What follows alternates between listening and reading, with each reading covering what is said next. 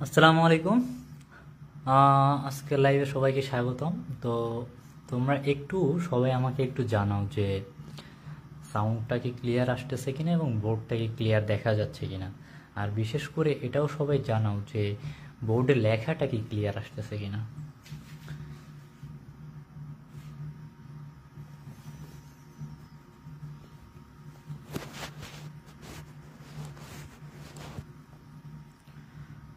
বোর্ডের লেখাটা কি ক্লিয়ার কিনা এটা একটু সবাই আমাকে কমেন্ট করে জানাও। আমরা দ্রুতই ক্লাসটা শুরু করব। আজকে আমরা মূলত কেমিস্ট্রির ফার্স্ট পেপারের সেকেন্ড চ্যাপ্টার এবং ফিফথ চ্যাপ্টার এটা কমপ্লিট করার চেষ্টা করব। তো সবাই একটু দ্রুত জয়েন করো।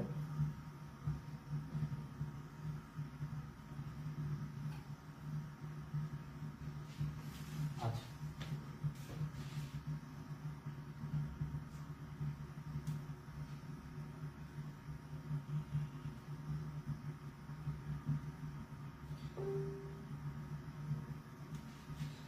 আজকে আমরা কিন্তু মেইনলি এগ্রিকালচারের জন্য একটা ফ্রি ক্লাসের একটা আয়োজন করছি তোমাদের জন্য।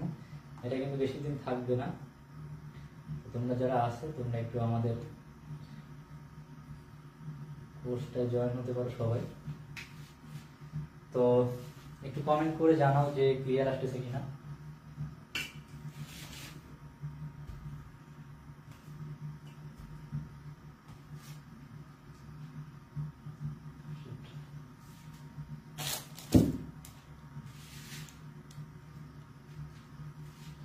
আচ্ছা, আমরা কিন্তু মেইনলি যারা এগ্রিকালচারাল আসো মানে যারা প্রিপারেশন নিচ্ছ তোমাদের জন্য কিন্তু আমাদের আজকের এই আয়োজন। এখন আমি জাস্ট শুরু করার আগে একটু কথা বলতে চাই যে ভাই শেষ সুযোগ এটাই। তো হতাশ না হয়ে মানে এখন যেহেতু শেষ সুযোগ তোমরা জানো যে এটাই তোমাদের লাস্ট অপশন।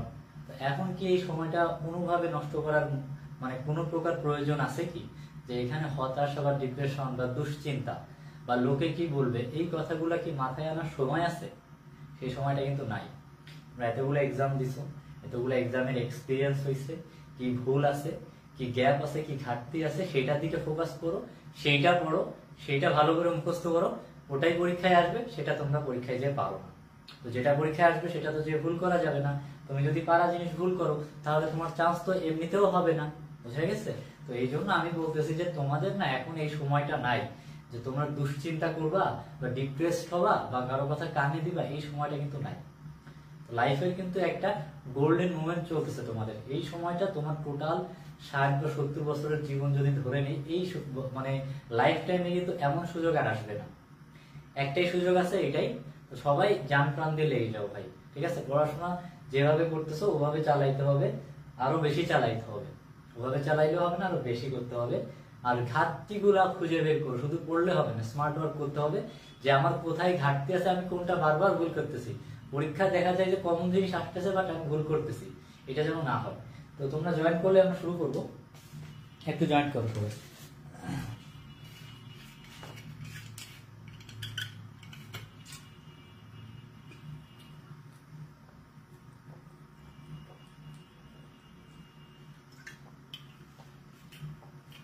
ঠিক আছে, সবাই একটু খেয়াল করো। আমরা কিন্তু আজকেও দেখো যে এখানে যে কোশ্চেন গুলো দেখছি এগুলা কিন্তু বিগত বছর এগ্রিকালচারের এক্সামে আসছে। এটা অ্যানালাইসিস করলে কিন্তু আমরা অনেক কিছু আইডিয়া করতে পারবো। তো চলো প্রথম প্রশ্ন একটু পড়া যাক। এটা কি দেখা যাচ্ছে যে কোন আয়নটি আর্গনের সাথে আইসো ইলেকট্রনিক? নামটা আবার শুনো, কোন আয়নটি আর্গনের সাথে আইসো ইলেকট্রনিক? আইসো ইলেকট্রনিক মানে কি ভাই? কেউ বলতে পারবে আইসো ইলেকট্রনিক মানে? সবাই কমেন্ট করো। ওকে, আইসো ইলেকট্রনিক মানে হলো সম ইলেকট্রন বিশিষ্ট। আইসো মানে সমান, আইসো ইলেকট্রনিক মানে সম ইলেকট্রন বিশিষ্ট। বুঝা গেছে? আইসো ইলেকট্রনিক মানে হলো সম ইলেকট্রন বিশিষ্ট, অর্থাৎ আর্গনের সাথে সমান। আর্গনের কত ভাই ইলেকট্রনটা? আমরা জানি যে আর্গনের পারমাণবিক সংখ্যা 18, তার মানে ইলেকট্রনও কয়টা? 18টা। আসো এখানে ক্যালকুলেট করি। ম্যাগনেসিয়াম 2+, এটা কি কোনোভাবে মিলতেছে? না। ম্যাগনেসিয়াম 2+ আমরা জানি ম্যাগনেসিয়াম হলো 12, সেখান থেকে দুটো চলে গেলে ম্যাগনেসিয়াম 2+ এ ইলেকট্রন থাকে 10টা। ক্যালসিয়াম 2+, এইখানে একটা দেখো ক্যালসিয়ামের কত আমরা জানি, সবাই বলো। ক্যালসিয়াম 2+, ক্যালসিয়ামের হলো আমাদের 20, তো এখান থেকে যদি দুইটা ইলেকট্রন ও ছেড়ে দেয়, দুইটা ইলেকট্রন ছেড়ে দিছে, তাহলে ক্যালসিয়ামের কত হলো 18। ক্লোরিন, ক্লোরিনের হলো 17, ক্লোরিন একটা গ্রহণ করছে, সরি এটা একটু খেয়াল করো, হ্যাঁ ইলেকট্রন 18টা হয়েছে, হ্যাঁ ঠিক আছে। ক্লোরিনের 17টা ছিল, ক্লোরিন একটা গ্রহণ করছে 18টা। ব্রোমিনের, এইখানে ব্রোমিনের কত, ব্রোমিনেরটা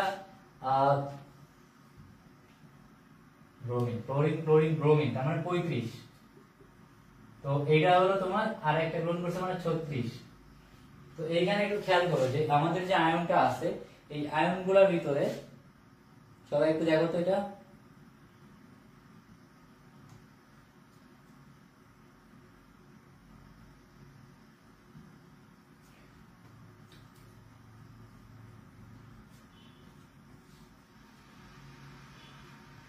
সবাই ভাই কমেন্ট করো, এটা কি হতে পারে আইসো ইলেকট্রনিকের মানে।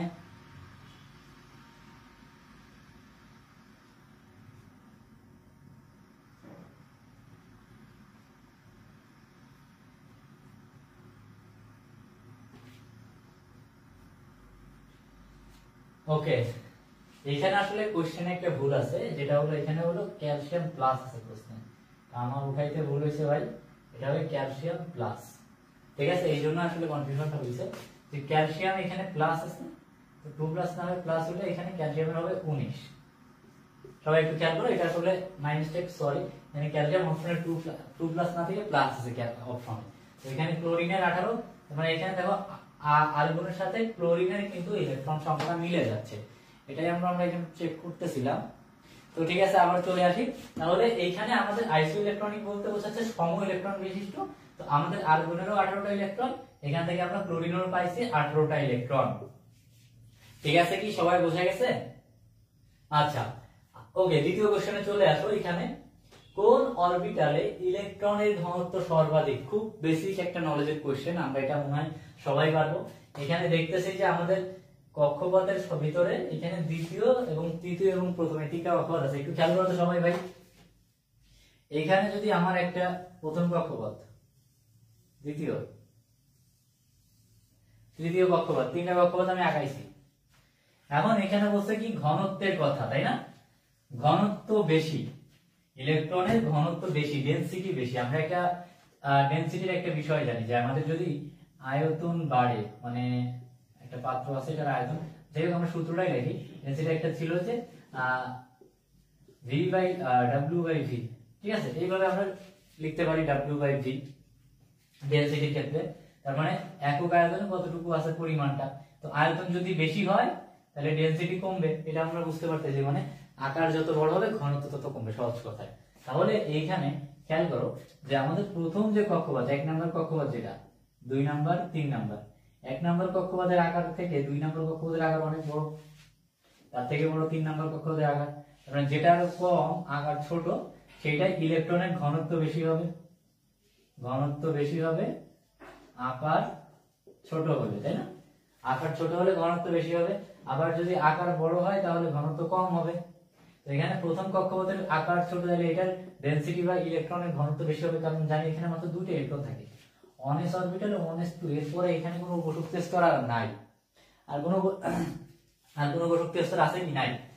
2s অরবিটালে 2s আর 2p, এখানে একটু আকার বড় হয়েছে, ডেনসিটিও একটু কমছে, ঘনত্ব তৃতীয় শক্তি স্তর আরো বেশি। তো এইখানে আমরা বুঝতে পারতেছি যে কোন অরবিটালে ইলেকট্রনের ঘনত্ব সর্বাধিক, সেটা হলো 1s। এখানে আকার ছোট, ইলেকট্রনও বেশি, এইজন্য ইলেকট্রনের ঘনত্ব অনেক বেশি। আশা করি এই দুইটা তোমরা বুঝতে পারছো, এই দুইটা কিন্তু অনেক বেশি একটা কোশ্চেন, আমি হয়তোবা তোমাদেরকে ব্যাপারটা বুঝাইতে পারছি, তাহলে সবাই একটু কমেন্ট করো যে তোমরা এটা বুঝতে পারছো কিনা। তো এরপরে নেক্সট কোশ্চেনে আমরা একটু চলে যাই, সবাই একটু খেয়াল করো ভাই, আমরা একটু প্রশ্নগুলো পড়ার মাধ্যমে সবগুলো শেখার চেষ্টা করব, তাহলে এটা আরো বেশি ইজি হবে, ঠিক আছে? সবাই একটু কমেন্ট করো যে বুঝতে পারতেছো কিনা, না বুঝতে পারলে আবার বলো, আমি আবার দেখাবো এটা। ওকে, দ্বিতীয় কোশ্চেনটা দেখো, H4+ আয়নে কতটি ইলেকট্রন আছে? PH4+ আয়নে কতটি ইলেকট্রন আছে তাই না? এখানে আমরা এটা দেখে একটু খেয়াল করি, এখানে ফসফরাস আছে, হাইড্রোজেন আছে এবং সাথে একটা প্লাস আছে, এটাকে আলাদা করে ফেললাম।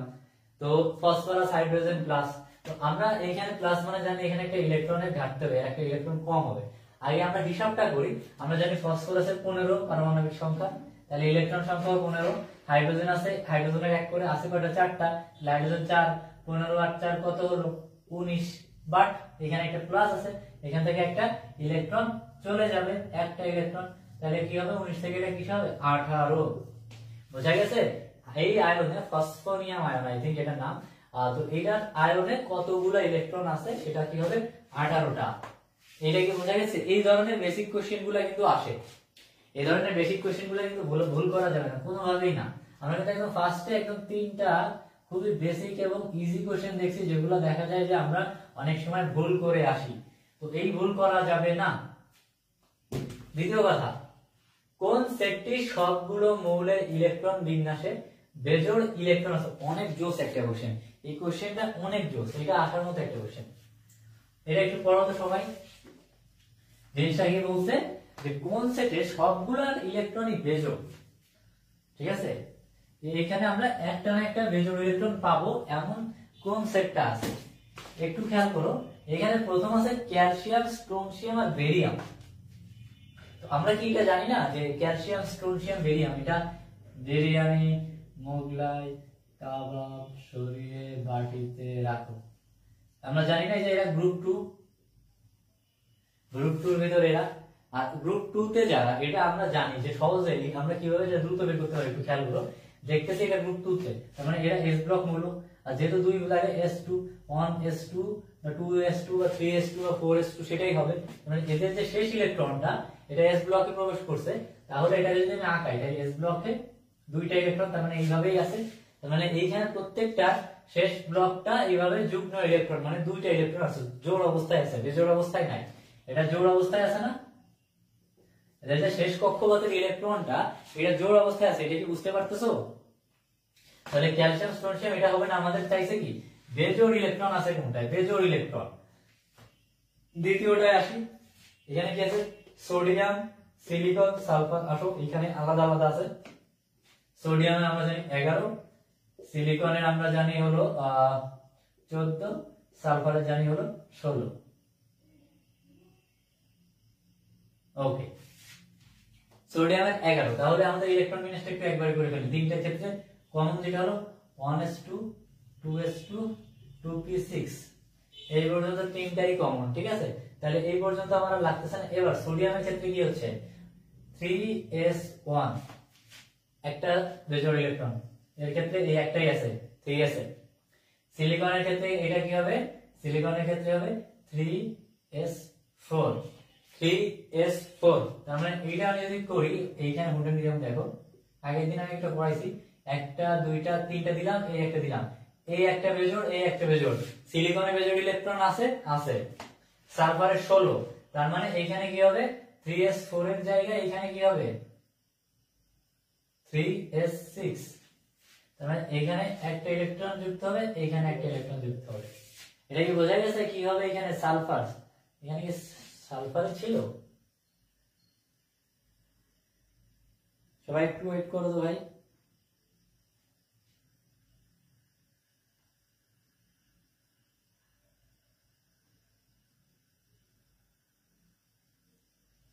ওকে,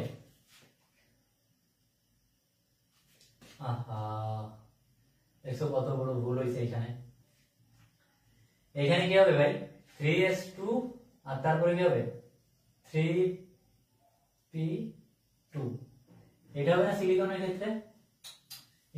এটা একটু খেয়াল করো সবাই, এটা তো আমরা অনেক বড় একটা ভুল করলাম।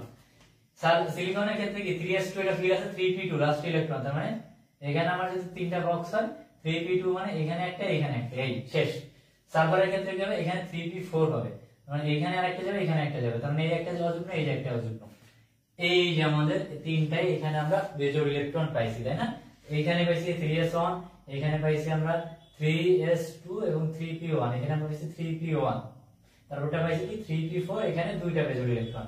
এইটা ক্যালসিয়ামটা দেখো, ক্যালসিয়ামটা আমরা আগে বের করছি, এখানে জানি যে জোড় ইলেকট্রন আছে। ফসফরাস, ফসফরাসের ক্ষেত্রে বেজোড় ইলেকট্রন আছে। এক্স মানে হ্যালাইড, হ্যালোজেনের ক্ষেত্রে বেজোড় ইলেকট্রন আছে। এইখানে জিঙ্ক, ম্যাগনেসিয়াম এদের ক্ষেত্রে কিন্তু বেজোড় ইলেকট্রন নাই। তো আশা করি তোমরা এটা বুঝতে পারতেছো। ওকে, তাহলে আমরা এরপরের কোশ্চেনটা একটু চলে যাই। এটা আমার মনে হয় একটু বুঝতে পারছো, যদি না বুঝতে পারো আবারও বলো, আমি আবারও এটা বুঝাবো। এটা কিন্তু আমাদের ইলেকট্রন বিন্যাসের সাথে অনেকটাই সম্পর্কিত।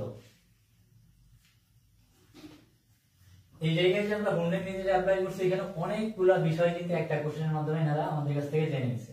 ঠিক আছে, তো এটা কিন্তু খুব খেয়ালের সাথে আমাদের পড়তে হবে। ওকে, কোনটি অধিক স্থিতিশীল, তাই না? এটা আমার মনে হয় তোমরা পারবা। তোমরা যদি পারো একটু কমেন্ট করো এটা, যে কোনটা বেশি স্থিতিশীল। এখানে দেখো D5S2, D9S2, D10S1, F13S2, এদের ভিতরে তোমাদের কি মনে হচ্ছে যে কোনটা বেশি স্থিতিশীল? এইখানে ভাই একটু খেয়াল করো, এখানে আমরা যদি একটা নীতি চিন্তা করি, এখানে এটা পূর্ণ আছে D10 আর S এটা অর্ধপূর্ণ আছে।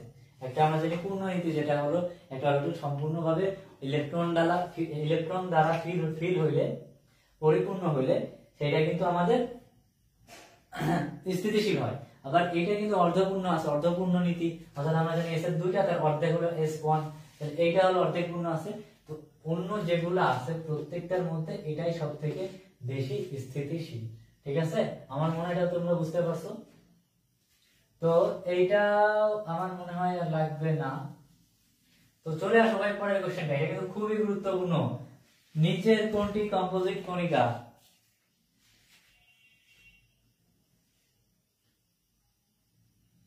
ওকে, হবে 120 নম্বর মৌলের ইলেকট্রন বিন্যাস হবে ইনশাআল্লাহ।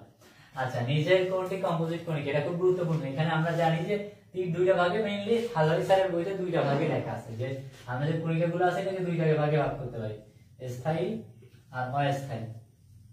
আর এটার সাথে আরেকটা 3 নম্বরে দেওয়া আছে ভাই, কম্পোজিট। ওকে, স্থায়ী অস্থায়ী কম্পোজিট। এখন স্থায়ী গুলো অনেক, যে আমরা জানি নিউট্রন, প্রোটন আর আমাদের ইলেকট্রন, এই তিনটা হলো স্থায়ী কণিকা। একটা পরমাণুর স্থায়ী কণিকা কি কি? নিউট্রন, প্রোটন আর ইলেকট্রন। অস্থায়ী কণিকা গুলো কি ভাই? সেইগুলোর অনেকগুলো নাম আছে, মেসন, বোসন, পাইয়ন, নিউন,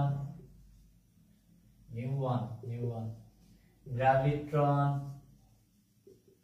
পজিট্রন, ফোটন, অনেকগুলা ভাই, এখানে অনেকগুলা লিখে ফেলছি কিন্তু। তো এখন কি করবো ভাই? অস্থায়ী কিভাবে মনে রাখবো? তাহলে এটা মনে রাখো না, খালি স্থায়ী গুলো মনে রাখো, তাহলে অস্থায়ী হবে। এখন কম্পোজিট কি? কম্পোজিট আরো ইজি। কম্পোজিট কি? কম্পোজিট হলো আমাদের এখানে আছে ডিউটেরন, ডিউটেরন, তারপর আছে আলফা কণা, তারপরে আমাদের এই যে ডিউটেরন কে অনেক সময় যে G2 ভারী হেভি ওয়াটারও বলা হয়, D2O হাইড্রোজেনের এটা আইসোটোপ। তাহলে কম্পোজিট কণা এই জায়গার যে লিস্টটা আছে এখানে, এটা কিন্তু একটু ভালো করে মুখস্থ করতে হবে। তো হ্যাঁ, সবাই আছে আমাদের সাথে, একটু তোমরা একটু আমাদের সাথে একটু এই করো ভাই, কোঅপারেট করো, একটু রেসপন্স করো, তাহলে আমার মনে হয় তোমরা এটা বুঝাই দিতে পারবো। যেহেতু আমরা এখানে এই বিষয়টা নিয়ে আলোচনা করতেছি, তাহলে একটু আমি তোমাদেরকে রিক্যাপ করে দেওয়ার চেষ্টা করি। তোমাদের এটা মনে আছে আমি জানি, তো আমাকে একটা জিনিস এটা একটু বলবা তোমরা, এটাকে খুব খেয়াল, এটা একটু খেয়াল করো, এটা খুব গুরুত্বপূর্ণ।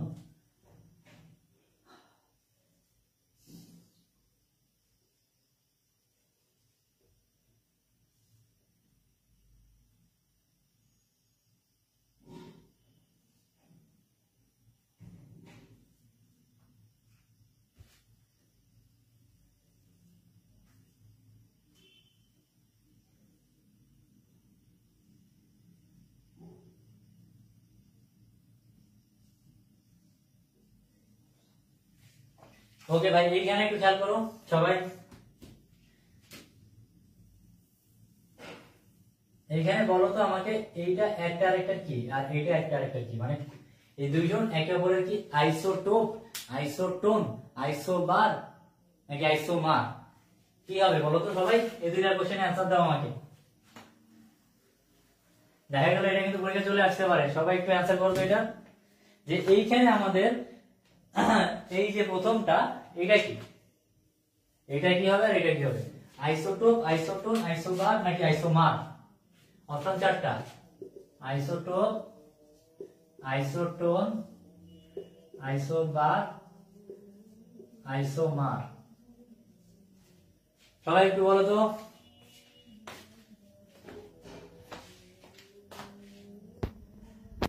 ওকে, একটু কমেন্ট করো এটা। আমি এই যে দুইটা একটু জুম করে দিই যদি দেখতে অসুবিধা হয়।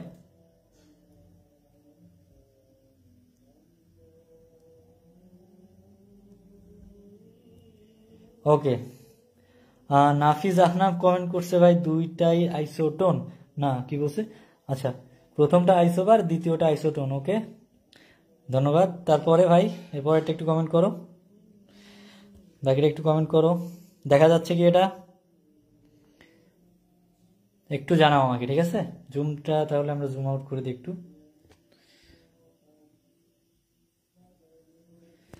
সবাই একটু ভাই ক্লাসে একটু রেসপন্স করো, তাহলে ভালো হয়, তাহলে আমিও বুঝতে পারি যে তোমরা বুঝতেছো কিনা। আচ্ছা, ওকে। তো নাফিস যে কমেন্ট করছে ওটা ঠিক আছে, একটু খেয়াল করো ভাই। এখানে আমরা দেখছি নাইট্রোজেন এবং অক্সিজেনের ভর দুইটা সমান, আর আমরা জানি যে যদি ভর সমান হয় তখন সেটাকে বলা হয় আইসোবার, কারণ নামের শেষে বার আছে, তাই না? এই জন্য নাকি বার, বারের সাথে আমরা ভর মিলাবো, ভর সংখ্যা সমান হলে সেটাকে বলবে আইসোবার। এখানে ভর সংখ্যা সমান, তাই দ্বিতীয়টা দেখো এখানে কোনো কিছু সমান না, বাট একটা জিনিস সমান আছে যেটা দেখা যাচ্ছে না, কারণ সেটা কি? আমরা ভর সংখ্যা থেকে পারমাণবিক সংখ্যা বিয়োগ করলে কত আসতেছে? 8। এটা কি আমরা জানি? এটা হলো নিউট্রন সংখ্যা, তাই না? এটা বিয়োগ করলেও দেখো 8 আসতেছে, তার মানে এটা এদের কি নিউট্রন সংখ্যাটা সমান হয়েছে। তাহলে নিউট্রন সংখ্যা যদি সমান হয় সেটাকে কি বলবে? আইসোটোন। আইসোটোন কিভাবে মনে রাখবো? লাস্টে ন আছে, নতে নিউট্রন। ওকে, আর আইসোটোপে লাস্টে প আছে, ঠিক আছে? আইসোটোপ প আছে, পারমাণবিক সংখ্যা সমান হলে বাকি সবকিছু ভিন্ন হবে। ওকে, মুস্তাফিজুরকে রহমান, তোমাকে ধন্যবাদ। তুমি কি আইপিএল বল করতে যাওনি এবার, নাকি আমাদের ক্লাস করতেছো? দেখছো যে মুস্তাফিজ আমাদের ক্লাস করতেছে, ধন্যবাদ মুস্তাফিজ। আচ্ছা, ওকে। তো এখন নিচের কোনটি কম্পোজিট কণিকা? তাহলে এটা একটু বলে ফেলো ভাই, তাহলে এটা কি হবে? ইলেকট্রন, প্রোটন, মেসন নাকি পজিট্রন, ফোটন নাকি আলফা ও ডিউটেরন? লেখা কি বোঝা যাচ্ছে? ঠিক আছে, তাহলে এটা আমরা বুঝতে পারতেছি এটা কি হবে? আলফা এবং ডিউটেরন কণা। ওকে, এবার একটু খেয়াল করো, এখানে আমরা দুইটা কোশ্চেনের দিকে ফোকাস করব, 7 নাম্বার আর 9 নাম্বার। সবাই একটু 7 নাম্বার এবং 9 নাম্বার প্রশ্নের দিকে খেয়াল করো তো ভাই। এখানে কি বলছে? প্রথমটা বলছে যে কোনটি শক্তি সবচেয়ে বেশি, কোনটি শক্তি সবচেয়ে বেশি। আর 9 নাম্বারটা কি বলছে? কোনটি তরঙ্গ সংখ্যা সবচেয়ে বেশি। এই জিনিসটা কিন্তু তড়িৎ চুম্বকীয় বর্ণালী থেকে আসছে। আর তড়িৎ চুম্বকীয় বর্ণালীর ক্ষেত্রে আমরা জানি যে এখানে আমাদের একটা বইতে একটা লিস্ট দেওয়া আছে, একটা চার্ট দেওয়া আছে। এই চার্টটা থেকে আমরা জিনিসটা বের করতে পারবো, সেটা হোক শক্তি, হোক তরঙ্গ সংখ্যা, হোক তরঙ্গ দৈর্ঘ্য। এখন আমাদের যদি ওই সিরিয়ালটা মনে থাকে, অনেক ইজিলি আমরা বের করতে পারবো এটা। একটু খেয়াল করো ভাই, কিভাবে মনে রাখবো? একদম প্রথমে মনে রাখবা যে রেডিও, তারপরে মাইক্রো, তারপরে অব। কিভাবে মনে রাখবা? Radio, micro, of. ঠিক আছে, এইটুকু বোঝা যাচ্ছে? রেডিও, মাইক্রো, অব, তার মানে কি? রেডিও ওয়েভ বা মাইক্রোওয়েভ, রেডিও, আবার এটাকে টেলিভিশন ওয়েভ বলা হয়, টিভি ওয়েভও লিখে দিলাম। রেডিও ওয়েভ, মাইক্রোওয়েভ বা অবলোহিত। অবলোহিত বানান কিন্তু ওখানে নাই, আমি কিন্তু এমনি দিছি তোমাদের বোঝার সুবিধার্থে। অবলোহিত বা আইআর। তাহলে রেডিও, মাইক্রো, অব। এরপরে এটা হবে দৃশ্যমান। মনে রাখবে দৃশ্যমান সবার মাঝখানে থাকবে। প্রথম তিনটা হইছে মাঝখানে দৃশ্যমান, দৃশ্যমান রশ্মি। এবার বাকি আর তিনটা আছে, এই তিনটা কিভাবে করবো? খুবই ইজি ভাই। তোমরা একটু আমাকে বলো তো, তোমরা এবিসিডি পারো? তাহলে আমাকে বলো তো এস টি, এবিসিডির পরে, মানে এবিসিডি আমি যদি পড়তে চাই, P Q R S T, S টির পরে কি কি আসে একটু বলো সবাই আমাকে। P Q R S T, এটার পরে কি কি অক্ষর আসে এটা আমাকে একটু বলো সবাই, একটু কমেন্ট করো তো।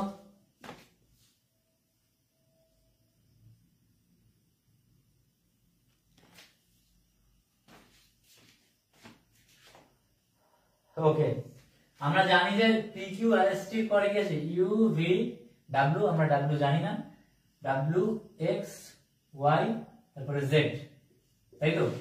এর মনে রাখবা জেডটা যদিও লাগে না। ইউভি মানে ইউভি রে আল্ট্রাভায়োলেট বা অতিবেগুনি,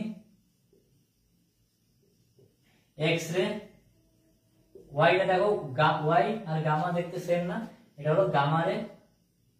আর জেড মানে এটা মনে রাখতে পারো মহাজাগতিক রশ্মি। এই হলো তোমার লিস্ট।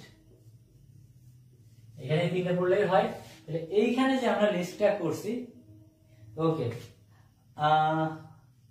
এখানে যে লিস্টটা করছি, এখানে যারা সবচেয়ে উপরে, যে সব থেকে উপরে তার তরঙ্গ দৈর্ঘ্য বেশি সব থেকে, বোঝা গেছে? যে সব থেকে উপরে থাকবে তার কি হবে? তরঙ্গ দৈর্ঘ্য বেশি। অর্থাৎ উপর থেকে নিচে গেলে আমাদের তরঙ্গ দৈর্ঘ্য কমতে থাকবে। এখন একটু খেয়াল করো ভাই, আমাদের এখানে কি চাইছে? কোনটির শক্তি সবচেয়ে বেশি। তাহলে আমরা এই শক্তিটা কিভাবে বুঝবো? আমরা কি একটা সূত্র জানি যে E is equal to H nu, এটা জানি। আর এটাও জানি যে nu is equal to C by lambda, হ্যাঁ জানি। তাহলে আমরা এখানে H C by lambda লিখতে পারি। E is equal to কি? H C by lambda। এখানে আমাদের একটু সবগুলো একটু চিনাই যে আমাদের অনেক সময় এগুলো এমসিকিউ তে আসতে পারে, মানে ম্যাথ আসতে পারে। ই তে আমরা জানি এটা শক্তি, এই হলো আমাদের প্লাঙ্কস কনস্ট্যান্ট বা প্লাঙ্কের ধ্রুবক। সি তে কি? আলোর বেগ। আলোর বেগ কি মনে আছে? আর ল্যাম্ডা আমাদের তরঙ্গ দৈর্ঘ্য। কথা হচ্ছে ভাই, তরঙ্গ দৈর্ঘ্য আর শক্তি সম্পর্কটা কি? ব্যস্তানুপাতিক না? তার মানে আমার যদি তরঙ্গ দৈর্ঘ্য বেশি হয় তাহলে শক্তি কি হবে? কম হবে। এটা কি বোঝা গেছে? তরঙ্গ দৈর্ঘ্য যদি বেশি হয় তাহলে শক্তি কম হবে। তার মানে যে সবার উপরে আছে তার তরঙ্গ দৈর্ঘ্য ঠিকই বেশি, কিন্তু তার শক্তি সব থেকে কম। আর সব থেকে নিচে যে আছে তার তরঙ্গ দৈর্ঘ্য কম, বাট তার শক্তি সব থেকে বেশি। তাহলে এইটা বলছে দেখো কোনটি শক্তি সবচেয়ে বেশি। তাহলে এখানে দেখো তো, এই লিস্ট অনুযায়ী যেটা সবার নিচে থাকবে সেটাই আমাদের শক্তি বেশি হবে। আইআর, আচ্ছা এই যে আইআর এখানে আছে, খেয়াল করি ভিজিবল রে, এটা একটু নিচে আছে, তার মানে এটা থেকে এটা শক্তি বেশি। ইউভি, এটার সাথে ইউভি, আর এখানে মাইক্রোওয়েভ, এটা, তার মানে দেখো সবার নিচে কি আছে? ইউভি। তার মানে যেটা তরঙ্গ দৈর্ঘ্য কম সেটা শক্তি বেশি, সবার নিচে এটা আছে, তার মানে ইউভির শক্তি সব থেকে বেশি। এটা বোঝা গেছে? তাহলে আরেকটা জিনিস একটু বুঝো, আমরা একটা জিনিস জানি যে নিউ বার মানে হলো তরঙ্গ সংখ্যা,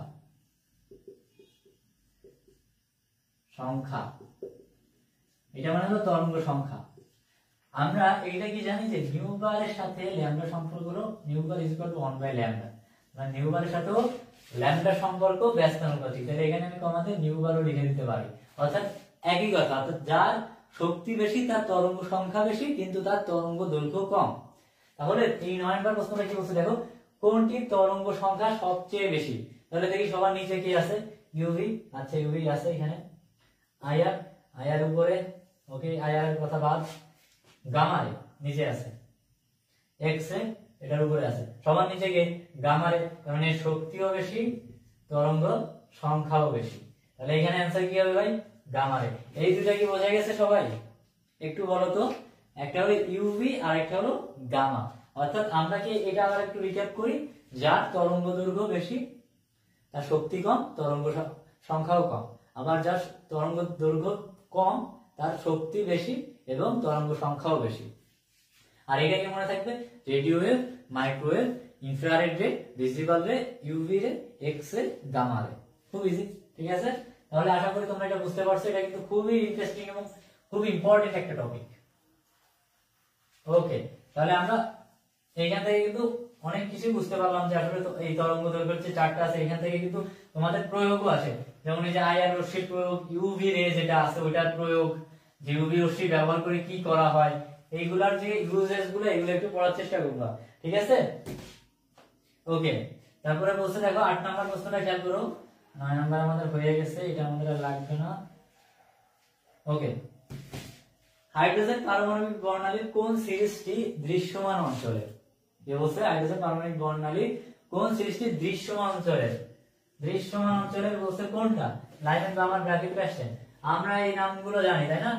আমি একটু লিখলাম লাইমেন, গামা, প্যাস্টেন, ব্র্যাকেট, ফন্ড, হামফ্রিজ। আমরা জানি যে ইলেকট্রন এদের যখন এক একটা কক্ষপথ থেকে আসে, যখন তো 1 নম্বর কক্ষপথে ফিরে আসে বর্ণালী বিকিরণ করে, তারপরে 2 নম্বর, সেই অনুযায়ী নাম হয়েছে। একই আসলে লাইমেন, 2 আসলে বামা, এভাবে তোমার এইভাবে আমরা 6টা তরঙ্গদৈর্ঘ্যের বর্ণালী পাইছি, তাই তো? এইগুলা ভিতরে বলছে যে কোনটা আমাদের দৃশ্যমান অঞ্চলে। একটা জিনিস খেয়াল করো, লাইমেন অঞ্চলটা এটা হলো আমাদের ইউভি রশ্মি, অর্থাৎ এখান থেকে আমরা ইউভি বর্ণালী দেখতে পাবো। আর বামার রশ্মি যেটা আছে এইটা হলো আমাদের দৃশ্যমান অঞ্চলের। বুঝা গেছে? এটা কি অঞ্চলের? বামার দৃশ্যমান অঞ্চলে। আর বাকি যে এইগুলা আছে এই সবাই হলো অবলোহিত বা আইআর। তাহলে অ্যান্সার কি হবে এখানে? বামা। ঠিক আছে, সবাই বুঝতে পারছো কিনা একটু কমেন্ট করো। ওকে, এইখান থেকে কিন্তু তোমাদের দেখা গেলো ম্যাথও দিয়ে দিতে পারে, ছোটখাটো ম্যাথ, বেশি কঠিন দিবে না। আর আমরা একটু সূত্রটা মনে করাই যে আমরা জানি যে 1/λ equals RH by 1/n1² minus 1/n2²। জিনিসটা বলে দিই, RH হলো ঋৎবাদ ধ্রুবক, যেটার মান হলো 1090678 পার সেন্টিমিটার। খেয়াল করো আমি কিন্তু সেন্টিমিটারে বলছি। আর এইখানে হলো আমাদের কততম কক্ষপথ থেকে কততম কক্ষপথে আসছে। এইখানে হলো আমাদের ছোট কক্ষপথের মান বসাবো। কেন বসাবো?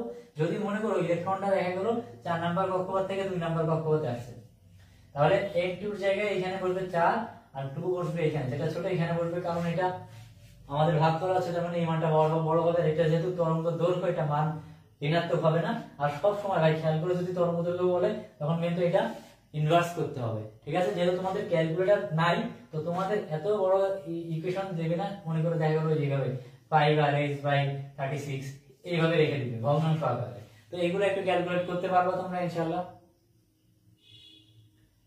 নেট প্রবলেম তো না? সমস্যা হচ্ছে কোনো? সাউন্ড কি ক্লিয়ার আসতেছে না, নাকি ভিডিও ক্লিয়ার না, কোনটা ভাই?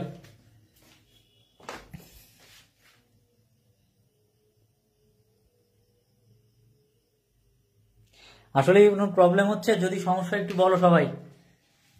আমার এখানে তো ক্লিয়ার দেখতেছি আমি।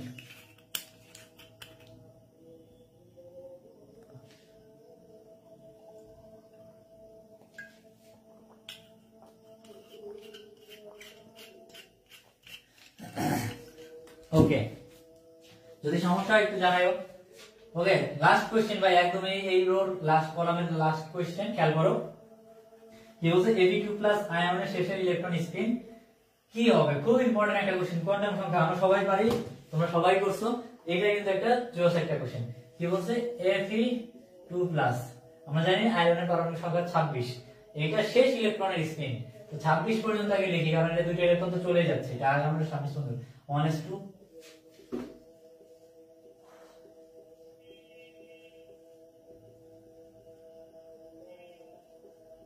এটা হলো নরমাল, নট এই যে 2+ থাকা, এটা ব্যতি রেখে হলো এই, তাই তো? বোঝা যাচ্ছে? তো এরপরে এর শেষ কক্ষপথ থেকে দুইটা ইলেকট্রন চলে গেল, 2+, দুইটা ইলেকট্রন চলে গেল। শেষ কক্ষপথ কোনটা? 4s, তাই না? সবার লাস্টের কক্ষপথ 4s, এখান থেকে দুইটা চলে গেল, যা তুই যা। ওকে, তাহলে আমাদের শেষ কক্ষপথের তাহলে লাস্ট ইলেকট্রন কি আছে? 3d6। তাহলে আসো এটা আমরা অরবিটাল লাগাই, 1 2, তাহলে 5টা। ঠিক আছে, 6টা 3d6, আমার প্রত্যেকটা একটা একটা করে যাবে। এই সবগুলো কি প্লাস হাফ হিসেবে গেছে না? তাহলে আমার কয়টা হলো? 1টা 2টা 3টা 4টা 5টা। আরো একটা আছে 6 নাম্বারটা কি হইছে ভাই? এটা কি হইছে? মাইনাস হাফ আসছে না? বোঝা গেছে কি? হ্যাঁ, এটার রেকর্ড ক্লাস যদি, হ্যাঁ এটার রেকর্ড ক্লাস তোমাদের ফেসবুক পেজেও থাকবে, আর আমাদের ইউটিউব চ্যানেল আছে, সেখান থেকেও দেখে নিতে পারবা। ঠিক আছে, আমাদের এই ভিডিওগুলো তোমাদের এই পেজেও পাবা, আবার ইউটিউবেও পাবা। এখানে আমাদের ইউটিউব চ্যানেলের লিংক তো পেজে দেওয়া আছে, ওইখান থেকে তোমরা দেখে নিতে পারো। বিগত যে কয়টা ক্লাস আছে সবগুলো এখানে আপলোড করা আছে। ঠিক আছে, তো এখানে খেয়াল করো ভাই, এই যে এটা হলো আমাদের লাস্ট যে ইলেকট্রনটা প্রবেশ করছে, এটা কি হয়েছে? মাইনাস হাফ, কারণ এখানে 6, তাই তো? এই নাম্বারটা দেখলে কিন্তু বোঝা যায়। ক্লিয়ার? ওকে, তাহলে আমাদের এটার आंसर কি হবে? বি। শেষ যে ইলেকট্রনটা সেটার স্পিন কি হবে? Minus half. এভাবে ইলেকট্রন বিন্যাসটা করে নিলে ইজিলি आंसर করতে পারবো। ওকে, তাহলে চলে আসো আমাদের এখানে একটু আমরা ম্যাথ দেখে এবার কিছু কি করা হয় ম্যাথে। প্রথম যে কোশ্চেনটা এটা আমরা একটু পরে করব, কারণ আয়ন শনাক্তকরণ সবার লাস্টের জন্য আমি রেখে দিছি। তো এই কোশ্চেনটা খেয়াল করো ভাই, 20 ডিগ্রি সেলসিয়াস ও 30 ডিগ্রি সেলসিয়াস তাপমাত্রায় কোন দ্রবের দ্রাব্যতা দেওয়া আছে 10 এবং 15। এখন আমাদের দ্রবণের পরিমাণ বলে দিচ্ছে 10 গ্রাম সম্পৃক্ত দ্রবণটাকে আমি 30 ডিগ্রি সেলসিয়াস থেকে তাপ কমিয়ে 20 ডিগ্রি সেলসিয়াসে নিয়ে আসছি। তাহলে এখানে কতটুকু পদক্ষেপ হবে, মানে ব্যাপারটা বুঝতে পারছো? আমরা জানি যে আমাদের যদি দ্রাব্যতার ক্ষেত্রে যদি তাপ কমানো হয় তখন কি হয়, দ্রাব্যতা কমে যায়, তাই তো? যেমন 30 ডিগ্রি সেলসিয়াস আছে, এখানে আমাদের দ্রাব্যতা বসে হলো 15। তো সাপোজ আমি ধরে নিলাম যে এখানে সাপোজ ধরে নিছি যে 15 গ্রাম আমাদের দ্রব্য থাকতে পারে। যখন আমি টেম্পারেচার কমাবো তাহলে সেটা কত গ্রাম, মানে ধারণ ক্ষমতা কমে কত হয়ে যাচ্ছে, তখন 10 গ্রাম ধরতে পারবে ম্যাক্স। এটা আমি ধরে নিছি, ঠিক আছে? তার মানে এইখানে যখন আমি টেম্পারেচার কমাবো তখন এই যে বাকি যে 5 গ্রাম যেটা দ্রবীভূত হতে পারেনি সেটা কি হবে, নিজের অদক্ষেপ হিসেবে থাকবে। আমরা এভাবেই ব্যাপারটা হিসাব করবো। তো আমার এখানে দ্রাব্যতা বলে দিছে, তো আমাদের দ্রবণের ভর বলে দিছে। তো আমরা কি করবো, আমরা জানি যে S = G/V, সহজ কথায় দ্রব্যের ভর বাই দ্রবণের ভর, দ্রবের ভর বাই দ্রবণের ভর। এখানে কত বলছে, 10 গ্রাম। 10 গ্রামটাকে আমরা কনভার্ট করে যদি লিটারে নিয়ে যাই তাহলে কি হয়, 0.01। ঠিক আছে, বোঝা যাচ্ছে?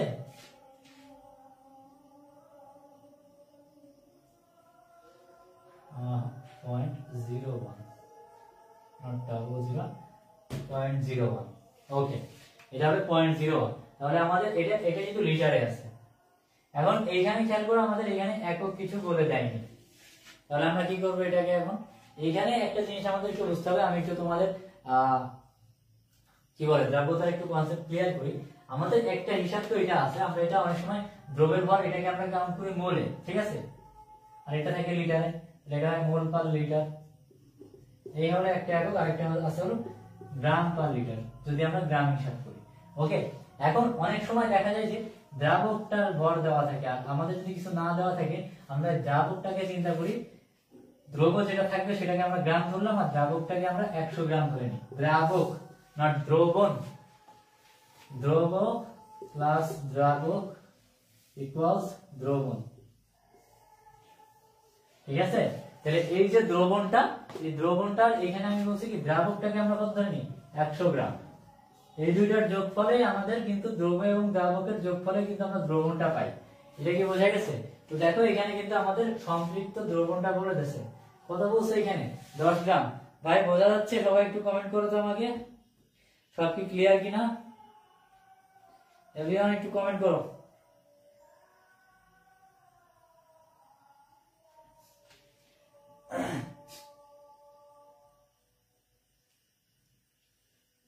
আচ্ছা, তাহলে যেখানে ছিলাম একটু খেয়াল করো ভাই, কি বলছে এখানে, দ্রব্য আর দ্রাবক যোগ করলে দ্রবণ হয়। তো আমাদের যখন এখানে কোনো একক দেওয়া নাই, দেখো দ্রাব্যতার এখানে কোনো একক নাই, কোনো একক নাই। যখন একক থাকবে না আমরা তখন বুঝবো যে এইটার যে হিসাব এটা হলো গ্রাম পার 100 গ্রাম। মানে কি, এখানে আমাদের দ্রাবক 100 গ্রাম আর দ্রব্য হলো এই যে যেটা বলে দিছে 10 এবং 15। তার মানে আমাদের টোটাল দ্রবণটা কত হচ্ছে, তাহলে 100 যোগ 10 এবং 100 যোগ 15। এটা হলো 110 গ্রাম আর এটা হলো 115 গ্রাম। খেয়াল করো ভাই সবাই, আমি একটু মুছে দিলাম এখানে। ওকে, এইখানে একটু খেয়াল করো, তাহলে আমরা দুইটা পাইছি। এটা হলো 30 ডিগ্রি সেলসিয়াসের ক্ষেত্রে, এটা হলো 20 ডিগ্রি সেলসিয়াসের ক্ষেত্রে। একটা হলো 115 গ্রাম, একটা হলো 110 গ্রাম। তাহলে এখানে পার্থক্যটা কত হচ্ছে, আমাদের দ্রব্যের টেম্পারেচার বাড়ানো কমানোর ক্ষেত্রে কতটুকু পার্থক্য হচ্ছে, 5 গ্রাম। তাহলে এখানে আমাদের 115 গ্রামের ভিতরে আমাদের পার্থক্য হচ্ছে 5 গ্রাম। তাহলে 1 গ্রামের ক্ষেত্রে আমরা কতটুকু পার্থক্য পাবো, 5/115। এবং এখানে কত বলছে ভাই, 10 গ্রামের ক্ষেত্রে কতটুকু পার্থক্য পাবো, এই পার্থক্যটাই আমাদের বের করতে হবে। তাহলে এটা আমরা যদি ক্যালকুলেট করি, তো আসো মুখে মুখে করার চেষ্টা করি। 5, এখানে হলো 2, 3, 23। তাহলে 10/23। এখন এইখানে অপশনটা খেয়াল করো তো, 1 গ্রাম, 2 গ্রাম, 7 গ্রাম। এখানে তো অ্যান্সার নাই। হ্যাঁ, এই কোশ্চেনটা হলো অ্যান্সার নাই, ঠিক আছে? এটা হলো আসে তোমার 0.5 0.4 সামথিং এরকম, ঠিক আছে, 0.47 আই থিঙ্ক। আচ্ছা হ্যাঁ, এখানে ছিল 0.43 এত গ্রাম আসে দ্রবীভূত প্রমাণ। আর এখানে আছে 1 গ্রাম 2 গ্রাম। এখন এটা একটু বলি যে দেখছো এই ম্যাথটা কত বড়, এটা দেওয়ার পিছনে কারণ ভাই এটা সবাই একটু খেয়াল করো। এই ম্যাথটা যদি বুঝতে পারো এবং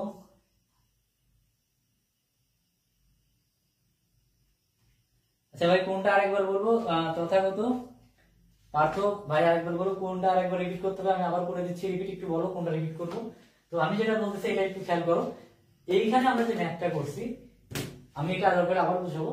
কথা হলো যে এই ম্যাথটা কিন্তু এইচএসসি পরীক্ষার সময় তোমাদের এই ম্যাথটা কিন্তু ঘ নাম্বারে আসতো, বুঝতেছো?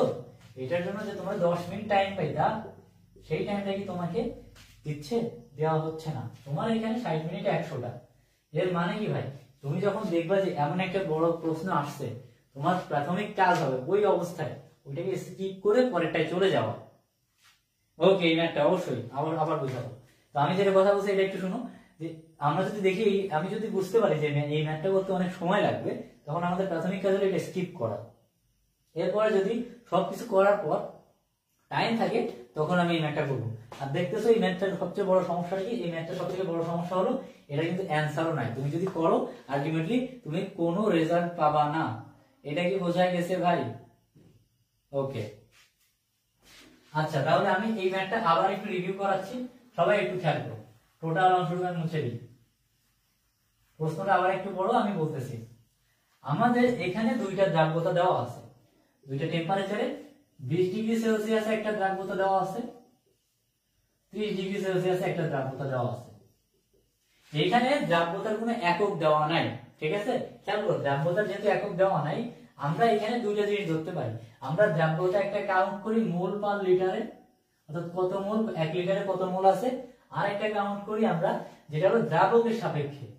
এই দ্রাবক মানে আমরা যদি হিসাব করি, সেটা কি, যদি আমি চিন্তা করি যে চিনি এবং পানি এটা মিলে কি হয়, চিনি শরবত, তাই না?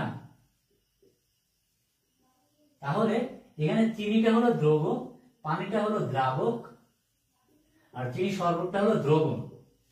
বোঝা গেছে কি? তাহলে এইখানে দ্রব আর দ্রাবক মিলে দ্রবণটা তৈরি করতেছে। এখানে আমাদের যখন কোনো একক থাকবে না, দ্রাব্যতায় কোনো একক যখন না থাকে, তখন আমরা এটাকে ধরে নিই দ্রাবকের কাউন্টটা সব সময় 100 গ্রাম। কত ভাই? 100 গ্রামে। দ্রাবকের হিসাব সবসময় 100 গ্রাম। এটা অনেকটা এরকম W/W পার্সেন্টেজ যে একটা আছে, এটা সেই হিসাবে। এর মানে কি, দ্রাবক 100 গ্রাম মানে হলো আমাদের দ্রব্য যতটুকু আর দ্রাবক সবসময় 100 গ্রাম থাকবে। এই নিয়ম অনুযায়ী দ্রাবক 100 গ্রাম। তাহলে এখানে এই যে দ্রব্যর যে ভর গ্রাম, এটা কত আমরা হিসাব করব, সেটা হলো এই যে দ্রাব্যতা, এইটা। অর্থাৎ এইখানে যে দ্রাব্যতা 10 দেওয়া আছে, এর মানে আমি এটাকে ধরে নিব এটা হলো 10 গ্রাম, যেটা আছে কতর ভিতরে, 100 গ্রামের ভিতরে। এইটার যে ফিগার, এই যে 10 যেটা আছে, এটা হলো গ্রাম পার 100 গ্রামে আছে। বুঝা গেছে? এটা কি 15 মানে গ্রাম পার 100 গ্রাম, মানে 15 গ্রাম প্রতি 100 গ্রামের ভিতরে আছে। তাহলে এইখান থেকে আমরা দ্রবণটা বের করবো। তথাগত বোঝা যাচ্ছে কি ভাই? আচ্ছা, তাহলে আমাদের কাজ কি হবে, এইখানে আমাদের দুইটা দ্রাব্যতা, এই দুইটা দ্রাব্যটার সাথে আমরা 100 যোগ করে দিব। একটা হলো আমাদের 15 আর একটা হলো 10। তাহলে আমরা দ্রবণটা পাচ্ছি। এখানে আমাদের দ্রবণ 30 ডিগ্রি ক্ষেত্রে আসতেছে 115 ফর 30 ডিগ্রি সেলসিয়াস, আর 20 ডিগ্রি ক্ষেত্রে আসতেছে 110। বোঝা গেছে কি? 115 110। তাহলে আমি দুইটা দ্রবণ পাইছি। খেয়াল করো, এখানে আমাদের দ্রাবক ফিক্সড, দ্রাবক এখানে ফিক্সড, অলওয়েজ ফিক্সড। দ্রাবক কত? 100 গ্রাম। চেঞ্জ হচ্ছে কি? দ্রবটা চেঞ্জ হচ্ছে কি? দ্রব পরিবর্তনশীল, মানে পরিবর্তিত হচ্ছে, এটা চেঞ্জ হয়েছে। কতটুকু চেঞ্জ হয়েছে? এখানে 30 ডিগ্রি থেকে 25 ডিগ্রিতে আমার দ্রাবক কত, দ্রব কতটুকু পরিবর্তন হয়েছে? 5 গ্রাম। কতটুকু পরিবর্তন হয়েছে ভাই? 5 গ্রাম। ওকে, তাহলে আমরা এখানে একটু খেয়াল করো, তাহলে দ্রবের যে পরিবর্তন, এটা কত পাইছি? 5 গ্রাম। এখান থেকে আমরা আমাদের সব জিনিসই ক্যালকুলেট করা যায়। আমি দুই ভাবে দেখাবো, খেয়াল করো। তাহলে একটু খেয়াল করো, এখানে আমি উপর থেকে একটু যাচ্ছি, এইদিকে দেখো।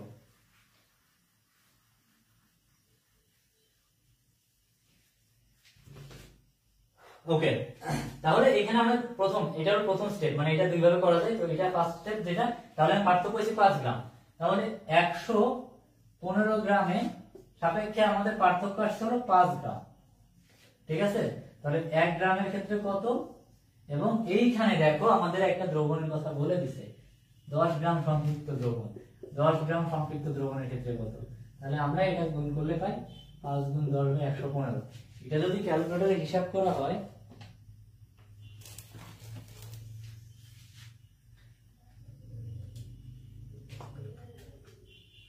এই যে এটা আসছে 0.43 গ্রাম।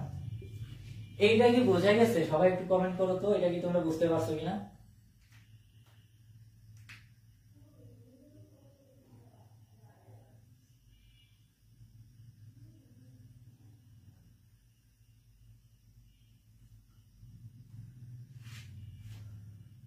ওকে, তাহলে আমরা এভাবে হলো বের করতে পারি যে এখানে আমাদের যে পার্থক্যটা, দ্রাবকের তাপমাত্রা পরিবর্তনের ক্ষেত্রে পার্থক্য। তোমাদের বইটা আরো ইজি ছিল, যেটা এনারা দিতে পারতো, বাট এনারা না দেওয়ার এটার পিছনে উদ্দেশ্য আমি বোঝাচ্ছি কেন।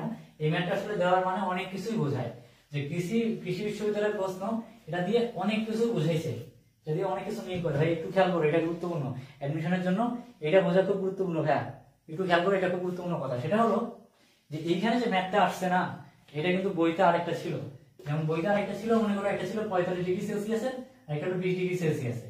আর এখানে বলে দিছিল যে দ্রাব্যতা একটা, মনে করো সাপোজ বলে দিছিল বইটা আমার যদি মনে করে 100 গ্রাম পার লিটার, আর একটা ছিল হলো মনে করো 70 গ্রাম পার লিটার। এইটার ক্ষেত্রে খুব ইজি ছিল এই ম্যাথটা। এটা যদি তোমার বড় ম্যাথ না হইতো তাহলেও তুমি করতে পারতে। কেমন? এটার ক্ষেত্রে জাস্ট তোমার কি হইতো, যে তোমার এখানে দ্রবণও বলে দিছিল যে 250 গ্রাম মানে 250 মিলিলিটার এটা হলো দ্রবণ। তো সহজ কথা তুমি কি করতে, S = তোমার এখানে দ্রবের ভর যেটা আছে সেটা বের করা লাগবে, আর এখানে 250 ml মানে 0.25 বের করতে হবে। আর S তো বলে দিছে এটার ক্ষেত্রে 100 গ্রাম পার লিটার। তো এটা গুণ করে দিলে তুমি এখানে W = পেয়ে যেতে কত, এটা 1/4 মানে 25 গ্রাম। এইভাবে দ্বিতীয়টা তুমি বের করতে পারতে, মনে করো দ্বিতীয়টা আসতো মনে করো তোমার 15 গ্রাম, তো বিয়োগ করে দিলে 10 গ্রাম, এটাই অ্যান্সার হতো। বাট তারা কিন্তু এটা করেনি। কেন করেনি? তারা এইটা চেক করতে চাইছে যে স্টুডেন্ট আসলে কি করতেছে, সে কি বুঝতেছে। কারণ তারা প্রথমত এত বড় একটা ম্যাথ দিছে, দ্বিতীয়ত সেটা যদি স্টুডেন্ট করেও পারে, সে দেখবে যে তার উত্তর মিলতেছে না। তখন কি হবে, যে তোমার নিজের পরে আর তখন লো ফিল হবে, যে কি হলো, আমি তো তাইলে এত বড় ম্যাথ করছি, তাহলে ভিতরে মনে হয় কোনো ভুল গেছে, তাহলে আমারই ভুল আছে। তো আমি দেখতেছি যে মান আমার 0.43 আসতেছে, তাহলে আমি কাছাকাছি 1 গ্রাম লাগাই দিয়ে আসি। বাট এইখানে তো অ্যান্সারই নাই। তাহলে এটাই চালাকি করে, যে তোমাদের মূল্যবান সময়টা নষ্ট করে, এবং নষ্ট করার পর সেখান থেকে আবার তোমাদের 0.25 অর্থাৎ 1.25 কাটে। আর যেখানে ওই সময়টুকু তুমি 1.25 না লস করে, সেখানে কিন্তু তুমি দেখা গেলো 3.75 ও পেয়ে যেতে পারতা আরো 3টা টাকায়। তো এইখানে একটা সময় পিছনে লস করার কারণে তুমি দেখা গেলো আর 3টা পারা জিনিস লিখে টিকমার্ক করে আসতে পারলে না। তো এটা কি বুঝতে পারছো? এটাই হলো অ্যাডমিশন পরীক্ষার অনেক বড় জিনিস। এটা কিন্তু আসলে তোমাদের এবং অন্যদের ভিতরে পার্থক্যটা তৈরি করবে। ব্যাপারটা কি বোঝা গেছে? তোমাদের এবং অন্যদের মধ্যে পার্থক্য তৈরি করার জন্য স্যাররা একটা দুইটা প্রশ্নই এনাফ। তো আমরা কিন্তু ভাই তোমাদেরকে এটা দেখাই দিচ্ছি, নোমান একাডেমি প্রত্যেকটা কোশ্চেন অ্যানালাইসিস এভাবেই করতেছে যে তোমাদের জন্য কোনটা অ্যান্সার করা লাগবে। সবকিছু পারা ইম্পর্টেন্ট না, এটা মাথায় রেখো।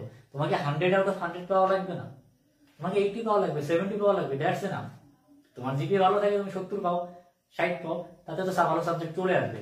জিপিএ যদি একটু কম থাকে তাহলে একটু বেশি পাইতে হবে। তোমার সবগুলো তো পারার দরকার নাই।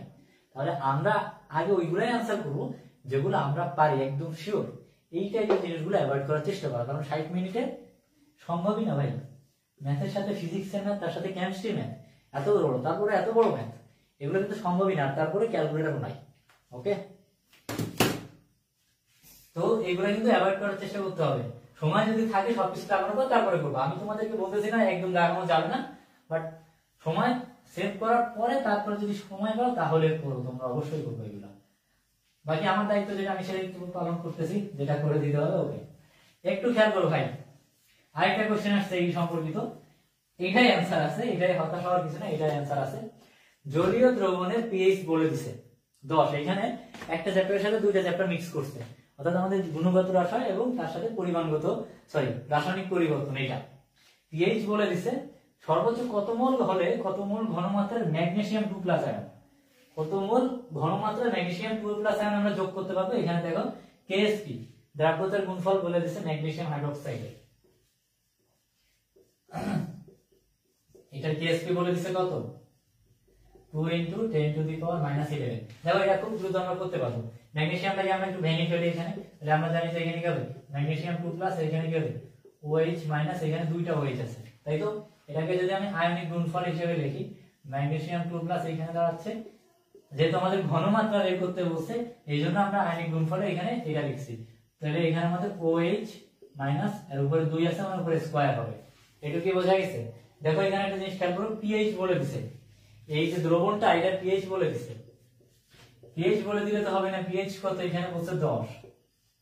বাট ম্যাগনেসিয়াম হাইড্রোক্সাইড এটা কি ভাই, এটা কিন্তু একটা ক্ষার, তাহলে আমাদের কি লাগবে POH। তাহলে আমরা জানি যে POH কি 14 - pH, অর্থাৎ এখানে 14 - 10 ইকুয়ালস কত আসছে 4। তাহলে ম্যাগনেসিয়াম হাইড্রোক্সাইডের এইখানে দ্রবণের POH কত 4। বোঝা যাচ্ছে কি? সবাই একটু খেয়াল করো ভাই, এই কি মুছে দিলাম। যাই হোক, তাহলে এখানে আমরা POH কত পাইছি 4 পাইছি। ওকে, এখন এখান থেকে আমি এই যে POH এটা আমরা কিভাবে লিখবো একটু খেয়াল করো, এটাকে আমাদের এইভাবে লিখতে হবে magnesium 2+ OH minus square,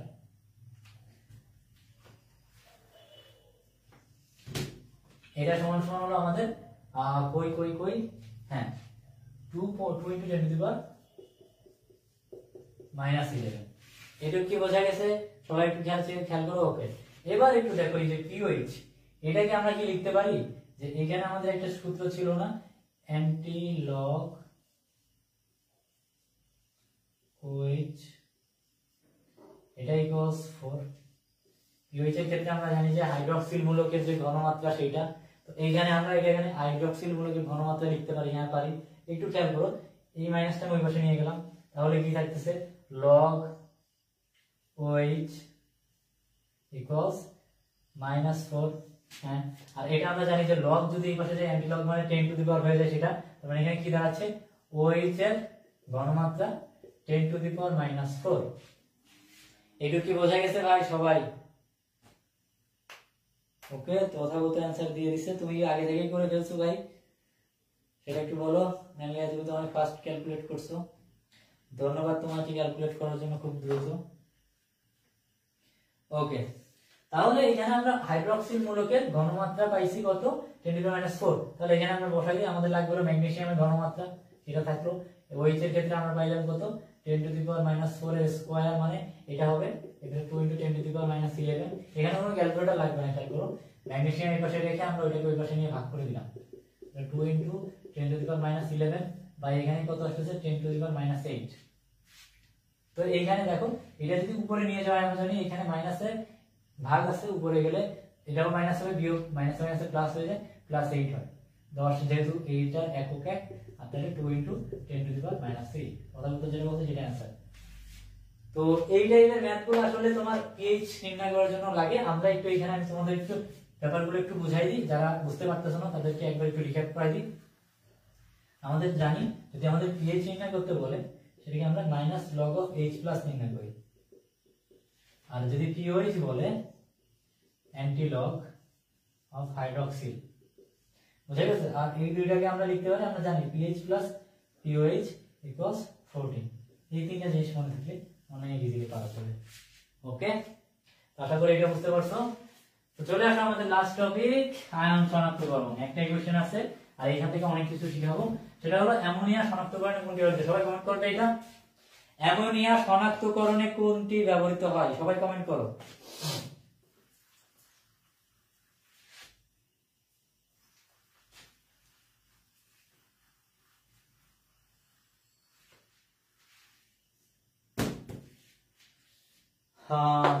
okay good. তাহলে আমরা জানতেছি যে অ্যামোনিয়া শনাক্তকরণে নেসলার দ্রবণ। এখন এই নেসলার দ্রবণটা কি ভাই, এটা কি মনে আছে? সবাই একটু আমাকে বলতে পারবা নেসলার দ্রবণটা কি? Tetra iodo potassium মার্কিউরেট। Tetra iodo potassium মার্কিউরেট। সবাই বোঝা গেছে? একটু খেয়াল করে আমাকে বলো তো, এইটার সাথে যোগ করা যাবে either sodium hydroxide or potassium hydroxide, এই টোটালটাকে বলা হচ্ছে নেসেলার দ্রবণ। আশা করি তোমরা বুঝতে পারছো নেসেলার দ্রবণ কি। এখান থেকে অনেকগুলো শনাক্ত করা যায়। আবার আমরা জানি যে copper, calcium, aluminium, zinc, zinc 2+ এগুলো শনাক্ত করা লাগে। অ্যামোনিয়াম হাইড্রোক্সাইড, জিঙ্ক, কপার, এদিকে পর পটাশিয়াম ফেরোসায়ানাইড Ka4,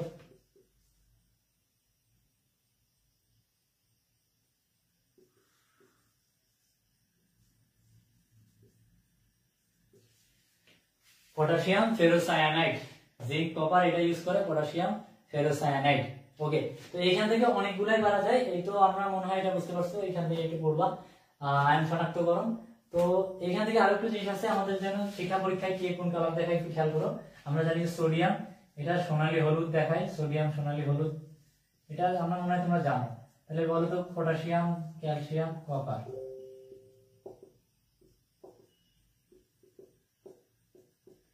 খালি চোখে কে কোন বর্ণ দেখায়? পটাশিয়াম খালি চোখে কি কালার দেখায়, তারপরে এটা কি কালার দেখায়, সবাই একটু কমেন্ট করতো। এই যে চারটা লেখছি, এরা শিক্ষা পরীক্ষায় কে কোন রং দেয়?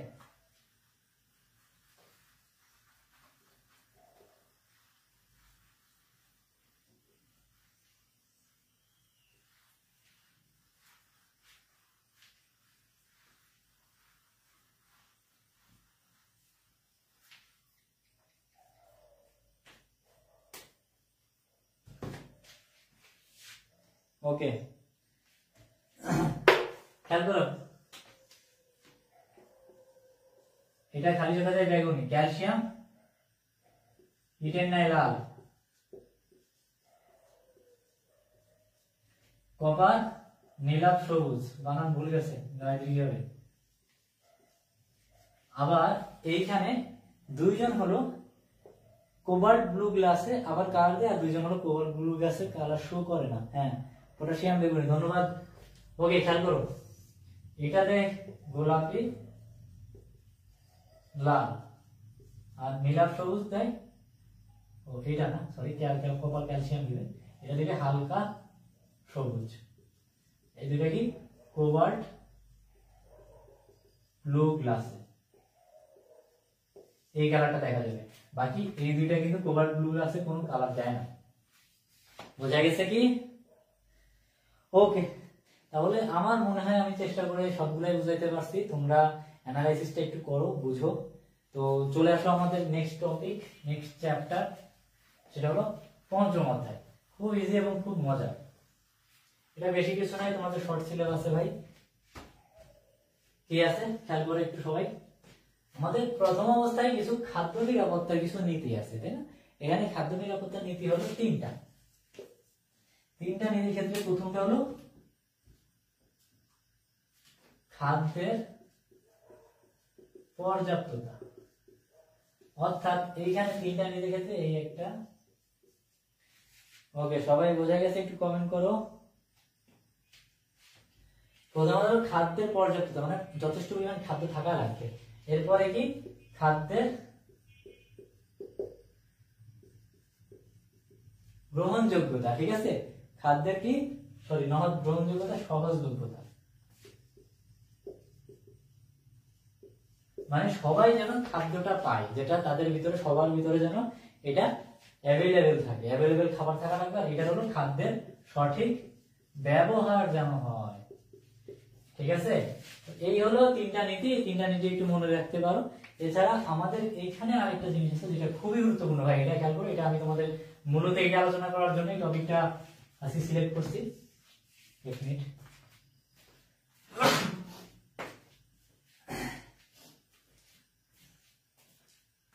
ওকে, তো এইখানে যেটা হলো সেটা হলো আমাদের ফুড প্রিজারভেটিভস।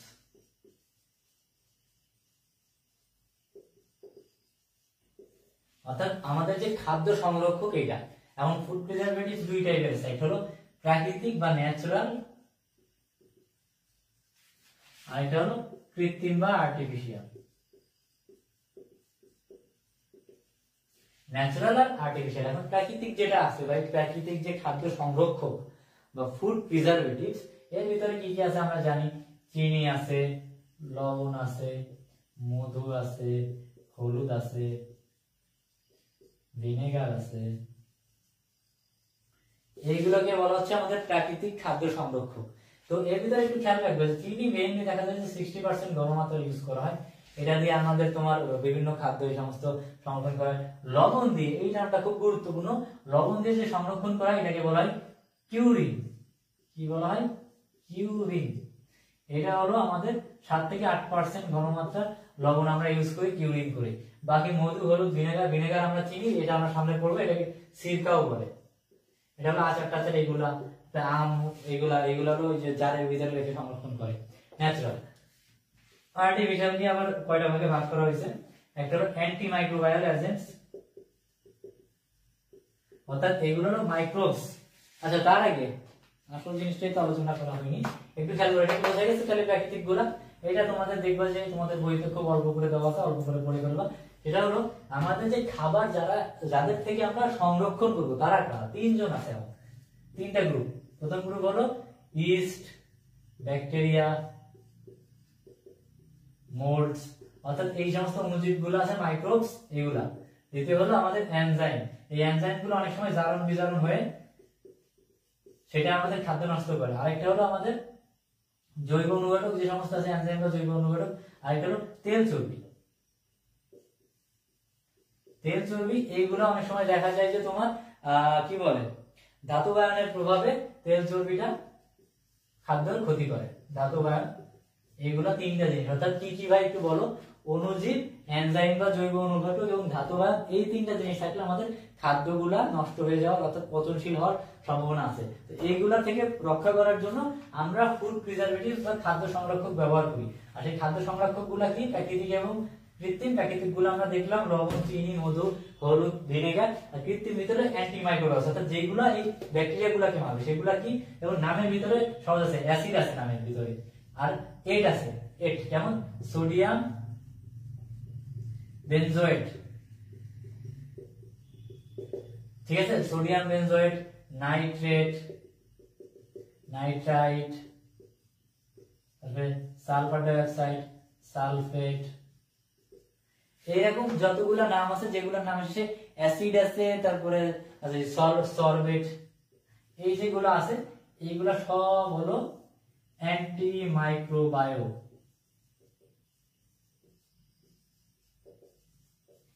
ঠিক আছে? তারপরে 2 নাম্বার যেটা, এটার নাম হলো আমাদের অ্যান্টিঅক্সিডেন্ট। সব থেকে গুরুত্বপূর্ণ জায়গা এখানে একটা জিনিস মনে রেখো, নাইট্রেট এবং নাইট্রেট এটা হলো মাছ এবং মাংসের ক্ষেত্রে অনেক ইউজ করা হয়, এটা খুব মনে রেখো, খুব গুরুত্বপূর্ণ। এটা অ্যান্টিঅক্সিডেন্ট, এইটা খুব গুরুত্বপূর্ণ ভাই। অ্যান্টিঅক্সিডেন্টের ক্ষেত্রে আগে আমরা 2টা ভাগে ভাগ করব।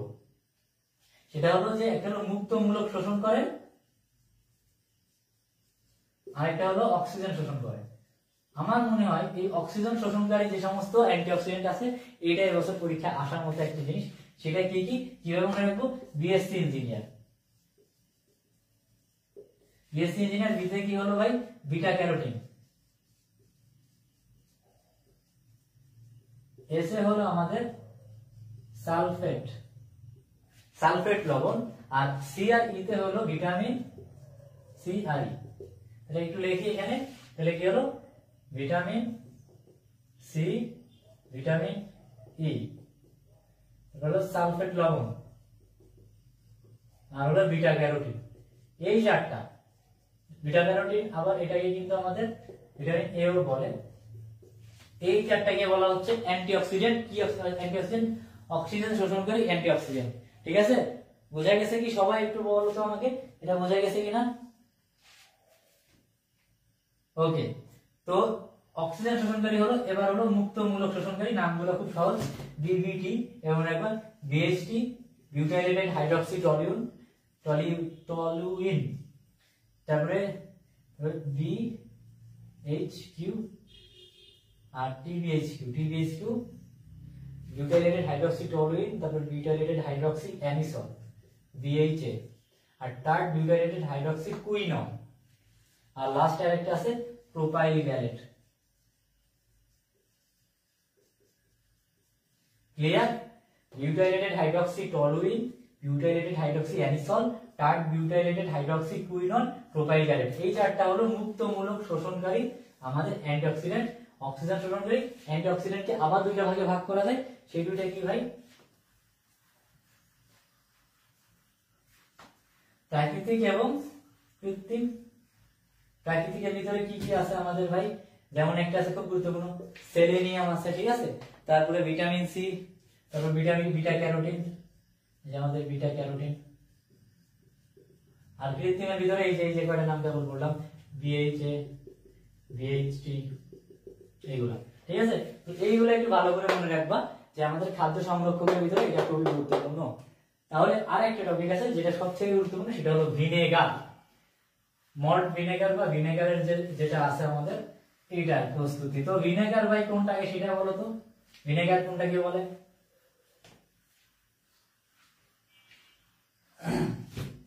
আমরা জানি যে ভিনেগার হলো CH3COOH, যেটাকে কি বলা হয়? Acetic acid.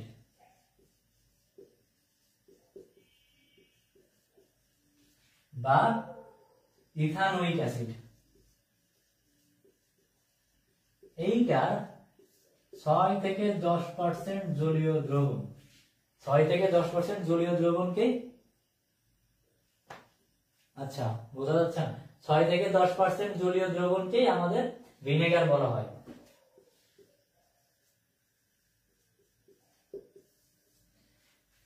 এটা কি বোঝা যাচ্ছে? 6 থেকে 10% জলীয় দ্রবণকে ভিনেগার বলা হয়, অ্যাসিটিক অ্যাসিড বা ইথানোইক অ্যাসিড। তার মানে বাকি 90 থেকে 94% এইটা হলো আমাদের পানি থাকবে।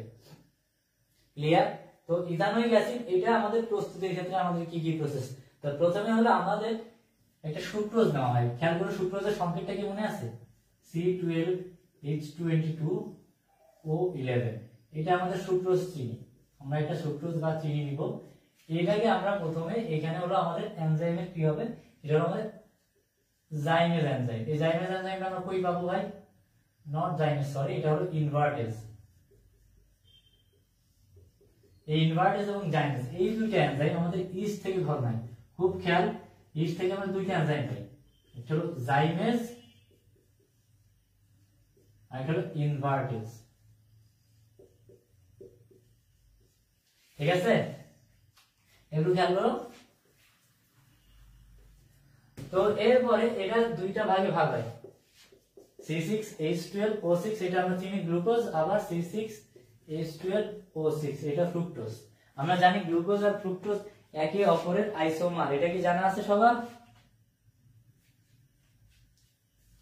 ওকে, গ্লুকোজ ফ্রুক্টোজ।